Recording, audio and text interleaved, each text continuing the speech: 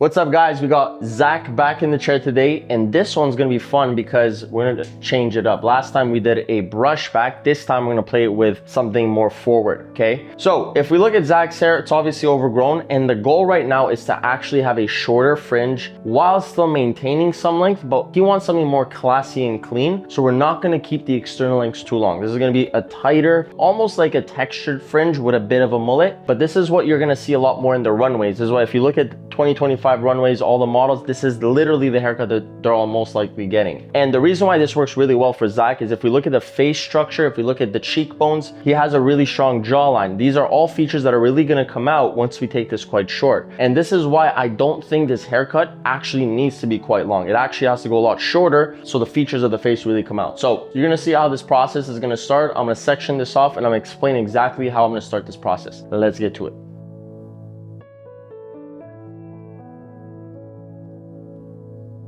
Okay guys, so this time around, we're gonna switch it up. Most of the time you see me come from the middle, separate that. Actually, the number one thing I wanna focus on in this specific haircut is actually the lengths in the front. That is gonna be the main focal point of this haircut, and this is gonna be the most important factor of the cut, okay? So first step is actually isolating everything from the back. So coming back from the apex, separating that back panel, just like this, bringing everything back, just so we could have all these zones separated nice and cleanly, bringing everything forward, and then sectioning the sides. This panel is gonna act as a panel of its own, so we do not want to incorporate any of this length from the front. So there we go, separated. We could also clip the back, but we'll leave it for now, and then we'll do the same thing on the other side. Okay, just like that. Beautiful. Okay, bring everything forward and separate that front. Okay, now come back from the front, and now we have to make a decision on how we want this fringe to sit. I think it'll look really nice if we had the fringe sit quite tight and short with texture in the front. So what we're gonna do is we're gonna isolate the first section by taking a diagonal section from those. So by taking a diagonal section from the front area, and we're gonna separate this left zone as well. Okay, there we go. This area now will act as our first initial length. Okay, so now we're gonna take a diagonal section, but it's gonna be a lot wider in the corner here, and that's usually because we have a finer area. We have an area of the hair that's not as dense. So we wanna take advantage of this and build as much weight through this corner rather than in here. Look at this, you're gonna have a smaller section, just like that. Okay, so the width in here is smaller than the width in here. I'm gonna bring this down, beautiful, okay? And we're gonna take our first initial section, and like I said, I want this to be quite tight. You don't wanna pull too hard, we want this to sit more naturally. We're gonna go slightly more square leading up to the corner, and that's because I wanna play with some of the lengths at the very end. Same thing on the other side. Same section, okay, same process. Now we have a guideline from that middle point. Look at this, come from underneath, come back from up top, guidelines in here, less tension, straight to the skin. Drop, follow that process all the way through.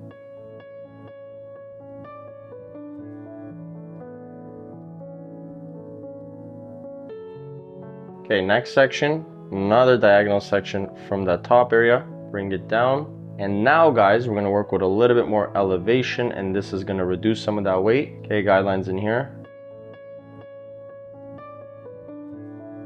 Okay, take a slight step towards the right, and same process.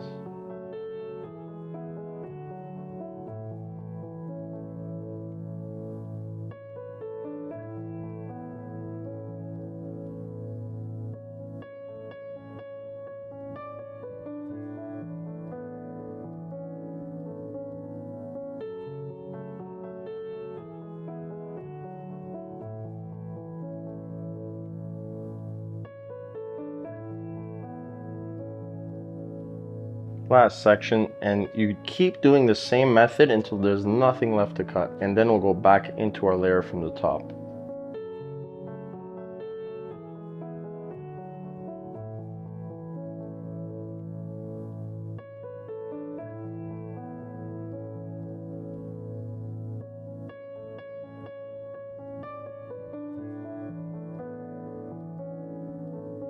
All right, guys, it's looking absolutely incredible. Now the issue is it's still too heavy. So this is where we're gonna go back from the internal length. So we're gonna go back from our middle point, separate that left side, and now we're gonna layer this, okay? So how we're gonna do this is we're gonna pick it up from this side, we're gonna pinch it, we're gonna grab it, and what I want is to actually reduce all this weight through the back, because I do actually want this haircut to be quite short and square. So there we go. Shortest, longest length, and we're gonna cut it completely round. Okay, look at this, all the way from the back. Okay, we'll reduce some more weight through that back. And the reason why is because I want to flatten that shape. Beautiful. Okay, and we're going to follow this exact process leading up to that side. So round horizontally, round vertically. Let's see. Pick this up. Guidelines in here. Look at this. Nice and round. So when I look at the roots, guys, it's getting closer towards me. That's what's going to allow it for the shade. This is what's going to allow the shape to go fully round. Okay, bring it forward, go back into it. Okay, we could also separate this back panel with a clip just to ensure that it's out of the way. And again, look at this, completely stationary. I'm not even moving, and I'm easily able to just have full control over the haircut. Okay, again, if it gets messy, we separate. Beautiful.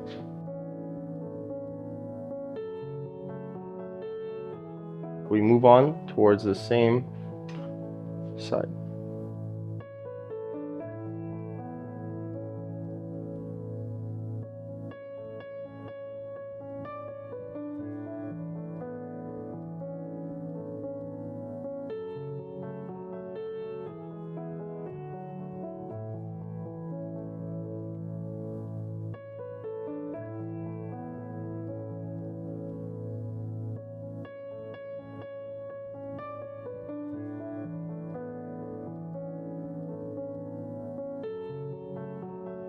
Guys, look at the difference now on how the fringe is sitting. Look at that, okay? Beautiful movement, texture at the ends. I mean, you can't get better at that when it comes to how this is sitting on the skin already. It's gonna look amazing once it's dry, but we get into the most important part of this haircut now, which is what do we do through the sides, okay? So let me show you exactly how we're gonna do this. So we're gonna drop everything down, and now we wanna use the reference of the length from here as a guide to go and cut here. So look at this. We go from the top section all the way towards the bottom, okay, like a diagonal section. I'm gonna separate this bottom, and this is gonna act as our guide. So we're gonna come in here, and now we wanna just make sure we're establishing a nice square shape. Okay, we wanna make sure we can see the guide. If we don't see the guide, we do not cut it. Okay, let's do that again. From that round surface, we separate this panel. Okay, all the way towards the bottom, we separate that panel. Okay, and now this is gonna act as a guide. Middle finger comes in. Okay, look at this. You're gonna see the guide come in from here. And the last thing I wanna do is go around, boom, beautiful. Okay, guidelines in here. I'm gonna cut this square because we were gonna retain some of that length on that flat surface as well. Look at this, beautiful. That's section one, okay? Again, we don't want the external shape to be long. So what we're gonna do, we're not gonna over direct. We're gonna come to the bottom, boom. We're gonna follow this exact process throughout. Okay, and last section. Slightly, you can elevate it, but it's not gonna make much of a difference. Guidelines in here. Okay, bring everything forward. We got the last section left. This is where we're gonna still over direct slightly. Beautiful. Guideline, guideline, guideline. Okay, bring it forward. And you see, we still have these extra pieces in here that I do not like. We're gonna come back in here and we're gonna cut it slightly round. This is way too long. It was slightly triangular.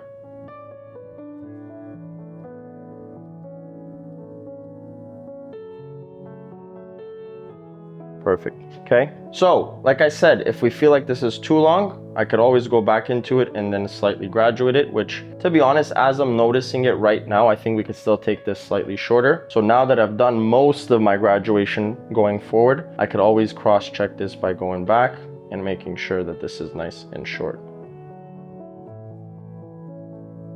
And this is just a refining process. just to make sure we're still graduating it.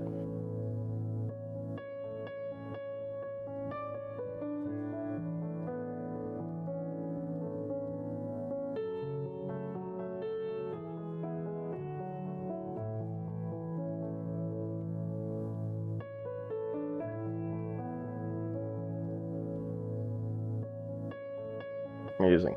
Okay, move on towards the other side. Same process. Again, we'll come back from the top using forward graduation, and then we'll refine doing graduation going back.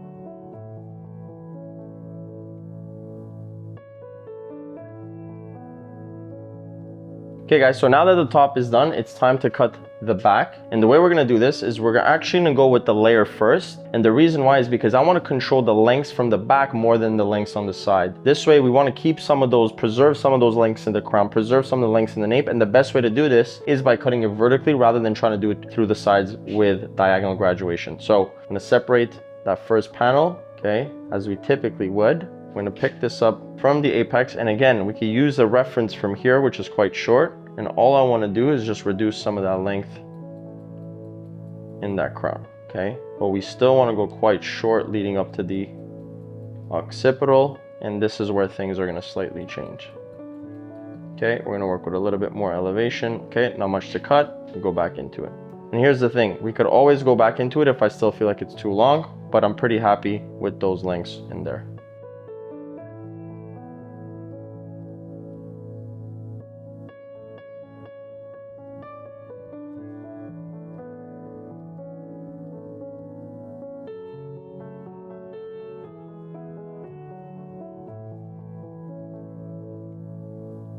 Okay, we cut this round, we have that beautiful movement, we're gonna have beautiful texture as well, and we can still reduce some of that length. Now, if I still feel like there's a massive disconnection, guess what? I could pick this up horizontally and I could just refine it, which I will, because we still have so much length leading up to that nape, and I don't wanna keep all that disconnected in here. Look at that.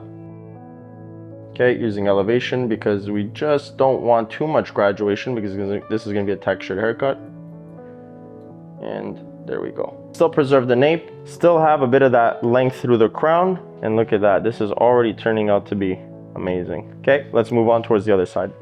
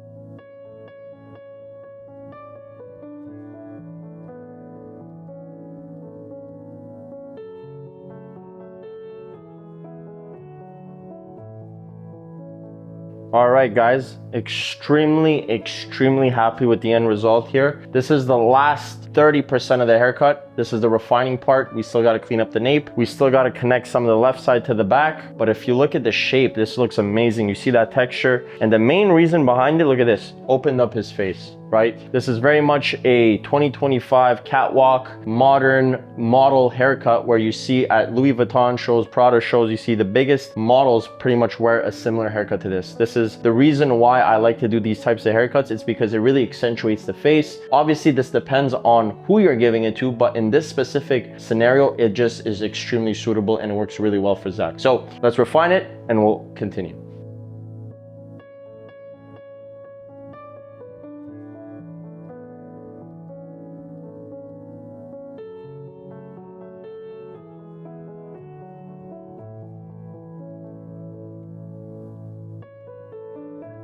Okay, so right now, what I'm not too happy about is I don't really want this to be a full mullet compared to the rest. So what we're gonna do is we're just gonna reduce some of that weight and reduce the length. So yes, we still keep the nape, but it doesn't become as heavy and it doesn't give a mullety shape. Right now, this does not really make sense with all this. So what we're gonna do is we're gonna reduce a lot more of it by going into the layer, and we're just gonna reduce the length up here as well. Okay, so we're gonna come around and we're just gonna reduce all that weight for wear.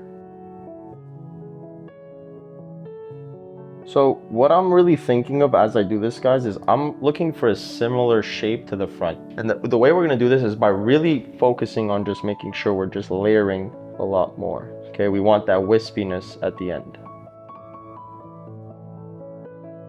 Okay, and by just enhancing that layer, right, so by coming in internally and moving with strides that are longer than shorter ones, you end up having something that matches the back. Okay, so now we have consistency in the final look of this haircut. Beautiful.